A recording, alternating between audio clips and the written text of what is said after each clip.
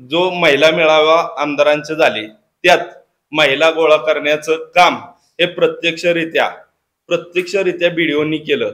म्हणजेच अंगणवाडी सेविका असतील, मदतनीस असतील, आशा वर्कर्स असतील, यांना तोंडी आदेश देण्याचं काम बीडीओनी केलं. त्यामुळे त्यांचा या घटनेशी थेट संबंध येतो, म्हणून त्यांच्या विरोधात केलेलं हे आंदोलन होतं. सगळ्यात पहिलं तर त्या आमदारांना लाज वाटायला पाहिजे होती की मी एका क्लास 2 क्लास 1 ऑफिसरला माझ्या राजकीय कार्यक्रमाला माझ्या राजकीय फायद्यासाठी मी त्या ठिकाणी त्यांना वापरतोय, ही आमदारांना लाज वाटायला पाहिजे होती. तर हे जगताप कुटुंबे अभयदादा आमचे जे नेते आहेत, मी स्वतः सरपंच आहे. धनगर समाजाबद्दल त्यांच्या वडिलापासून बापूंच्या पासून पाठीमागच्या 15-20 वर्षाच्या काळापासून त्यांनी धनगर समाजाचे नेते आमच्या कुकुडवाड परिसरात बरेचसे त्यांनी स्वतः लक्ष घालून स्वतः प्रत्येक त्यांची ताकद वरून धनगर समाजाला मोठं करायचं काम त्या कुटुंबाने केलेलं आहे. मानदेश माझा सबस्क्राइब करा आणि अपडेट रहा.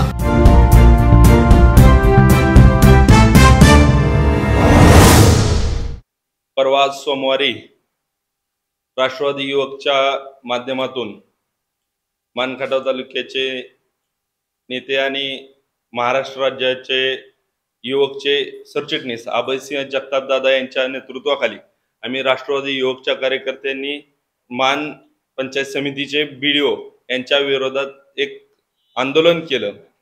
या आंदोलनाच्या नंतर मान तालुक्यातील भाजपच्या काही पदाधिकाऱ्यांनी, आमदारांच्या काही कार्यकर्त्यांनी एकत्रित येऊन काल मान पंचायत समितीतील अधिकाऱ्यांवर, कर्मचाऱ्यांवर दबाव टाकून एक निषेध आंदोलन त्या ठिकाणी केलं. त्या निषेध आंदोलनाच्या निमित्तानं आज संपूर्ण तालुक्याला जी काय परिस्थिती आहे त्याची माहिती देण्यासाठी आज ही पत्रकार परिषद आमच्या वतीने घेण्यात येत आहे. शाहू फुले आंबेडकरांच्या विचारानं काम करणारे आम्ही लोक आहोत. आदरणीय पवार साहेबांच्या नेतृत्वाखाली काम करत असताना अधिकाऱ्यांशी कोणत्या पद्धतीने वागायचं, कशा पद्धतीने वागायचं याचं सर्वश्रुत ज्ञान आम्हाला आहे. त्याची कुणी वेगळी शिकवण देण्याची काही गरज नाही. त्या पद्धतीनं आम्ही सोमवारी शांततेच्या मार्गाने जाऊन एक प्रतिकात्मक असं आंदोलन केलं. बीडीओ साहेबांना आम्ही साडीचोळी भेट दिली. ती एवढ्यासाठी की बीडीओ साहेबांनाच का, तर जो महिला मेळावा आमदारांचे झाले त्यात महिला गोळा करण्याचं काम हे प्रत्यक्षरित्या बीडीओनी केलं. म्हणजेच अंगणवाडी सेविका असतील, मदतनीस असतील, आशा वर्कर्स असतील, यांना तोंडी आदेश देण्याचं काम बीडीओनी केलं. त्यामुळे त्यांचा या घटनेशी थेट संबंध येतो, म्हणून त्यांच्या विरोधात केलेलं हे आंदोलन होतं. यानंतर काही समाज घटकांनी एक असं वातावरण तयार केलं की बीडीओ हे धनगर समाजाचे असल्यामुळे त्यांच्या विरोधात हे आंदोलन करण्यात आलं किंवा एका विशिष्ट समाजाला टार्गेट करण्याचं काम केलं गेलं. त्याच समाजातून मी येतो, मी ही धनगर समाजाचाच एक कार्यकर्ता आहे.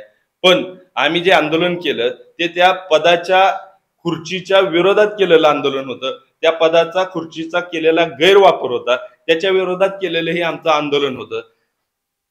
परंतु याला एक राजकीय आणि जातीचा रंग देण्याचं काम विरोधकांनी केलं. त्यांना माझं एवढंच उत्तर आहे की तुम्ही ज्या अशा घटनेला समाजाचं किंवा जातीचा रंग देत आहे, तर याच जातीचे 3-3 पत्रकार चांगलं काम करत असताना त्यांच्यावर दबाव येतो, त्यांना मारहाण होते. त्यावेळेस आपला जातीचा जो जातीबद्दलचं प्रेम आहे ते कुठं जातं? त्यावेळेस आपण का निषेधासाठी पुढे येत नाही? त्यानंतर जे असेच प्रकारचे अधिकारी मान खटाव मध्ये काम करत असताना अश्विनी शेंडगे मॅडम DYSP म्हणून ज्यावेळेस पहिल्यांदा इथं त्यांची पोस्टिंग झाली, त्यावेळेस भाजपच्याच काही लोकांनी अगदी गृहमंत्र्यांपर्यंत त्यांच्याबद्दल तक्रार करून त्यांची पोस्टिंग इथं नको म्हटले. त्यावेळेस समाजाप्रतीचं प्रेम या लोकांचं कुठं गेलं होतं?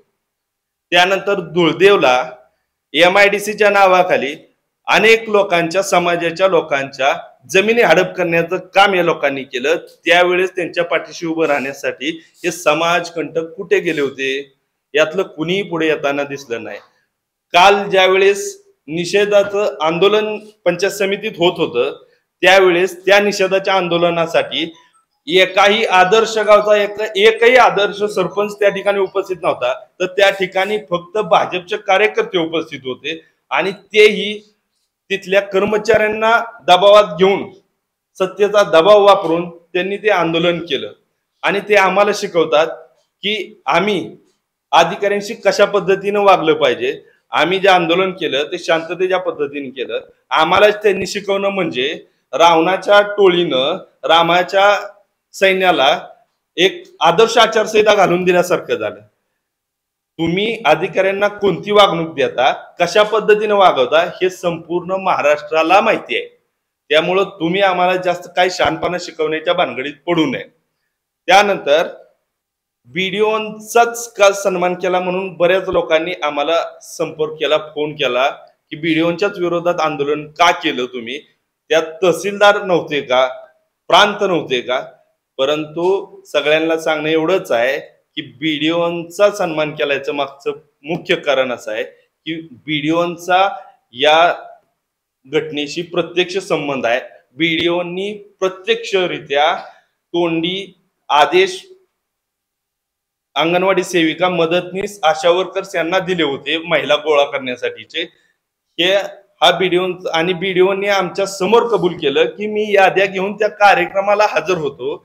म्हणजे बीडीओनी पदाचा कुठेतरी गैरवापर केलाय आणि यानंतर अशाच पद्धतीनं जर यापुढेही कुठले अधिकारी राजकीय कार्यक्रमात आपल्या पदाचा गैरवापर करून राजकीय कार्यक्रमासाठी प्रोत्साहनपर काम करत असतील तर त्यांचाही अशाच पद्धतीनं आम्ही यापुढेही राष्ट्रवादी युवक काँग्रेस समोर येऊन सत्कार करणार आहे. आणि त्याला जर कोणी अडवं यायचा प्रयत्न करत असेल किंवा कुणाला वाटत असेल की आम्ही अडवलं असतं तर त्यांनी इथून पुढेही आडवं येऊन बघावं. आम्ही त्यांचाही बंदोबस्त करून तिथून पुढे जायची आमची तयारी आहे. आम्ही ज्या गावच्या बोरी आहेत त्याच गावच्या बाबळ्या आहेत. आम्ही सगळ्या गोष्टींनी सक्षम आहोत.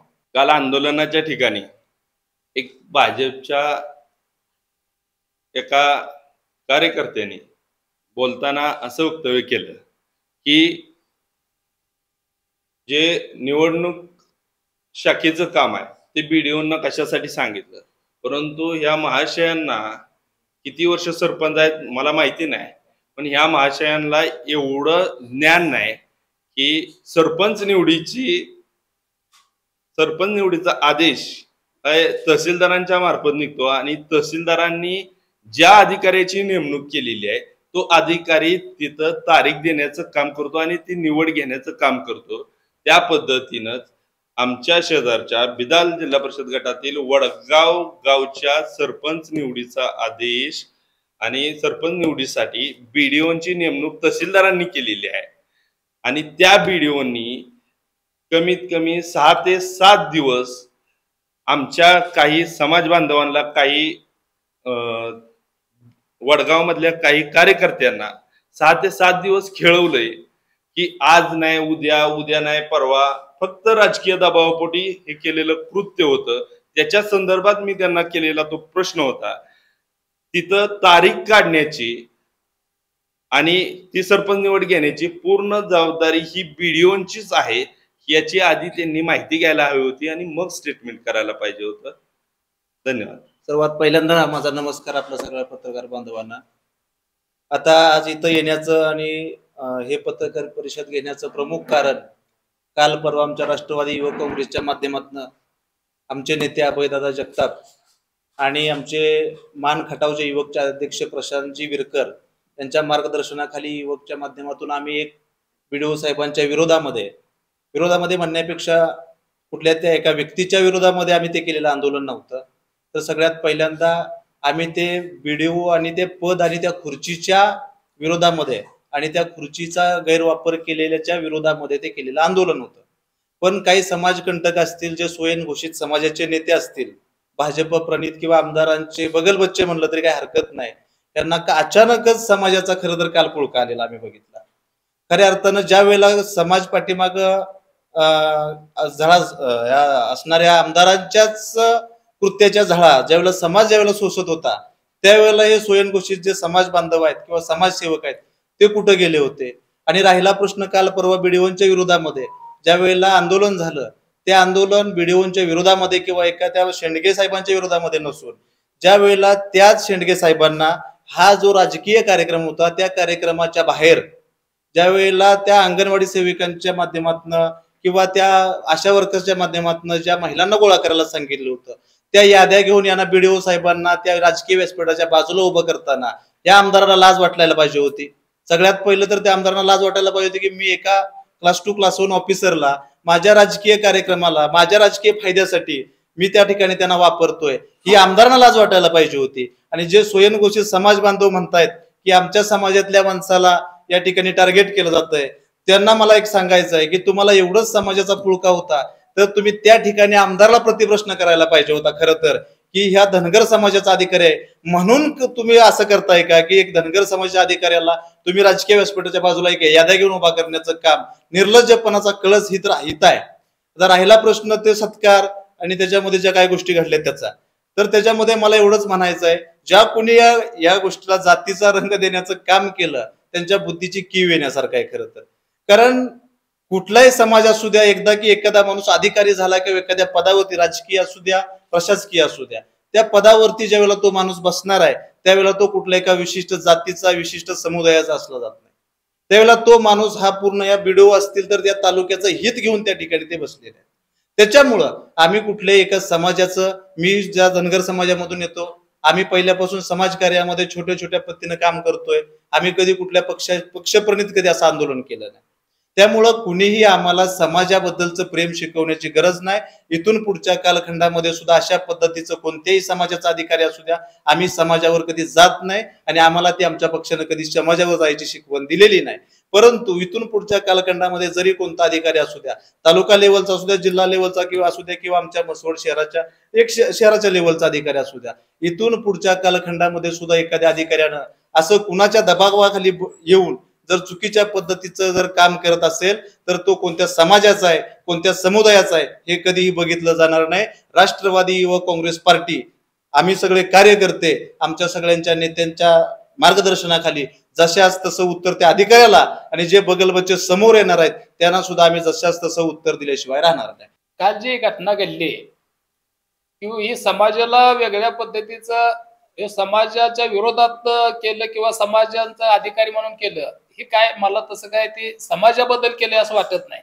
तर हे जगताप कुटुंबे अभयदादा आमचे जे नेते आहेत मी स्वतः सरपंच आहे.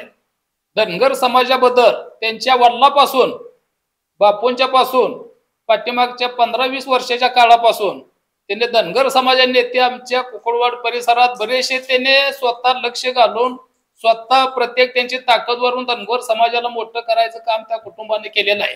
त्यामुळे हे जे कुटुंब आहे या कुटुंबाला प्रत्येक समाजाला धरून राहणारं हे कुटुंब आहे. त्यामुळे हे जातीचं किंवा हे असं जे काम केलंय हे म्हणण्यात काय मला काय तथ्य वाटत नाही. आणि आमच्या समाजावर पहिल्यापासून मी सरपंच पदावर आता आहे पण पूर्वीच्या 20-25 वर्षापासून त्यांच्या वडिलापासून त्यांनी धनगर समाजाचा प्रत्येक कार्यकर्ता इलेक्शन मध्ये नाव डिक्लेअर करून इतकं समाजावर त्यांनी प्रेम दाखवलेलं आहे. त्यामुळं जातीचं किंवा बाकीचं यात काही राजकारण नाही ही समजताना लक्षात ठेवा. नमस्ते. मानदेश माझासाठी संपादक लिंगराज साखरे, उपसंपादक लालासाहेब दडस, प्रतिनिधी अभिजित अवघडे, दहिवडी. आपल्या भागातील नवनवीन बातम्या पाहण्यासाठी मानदेश माझा या यूट्यूब चॅनलला सबस्क्राईब करा, लाईक करा, शेअर करा. धन्यवाद.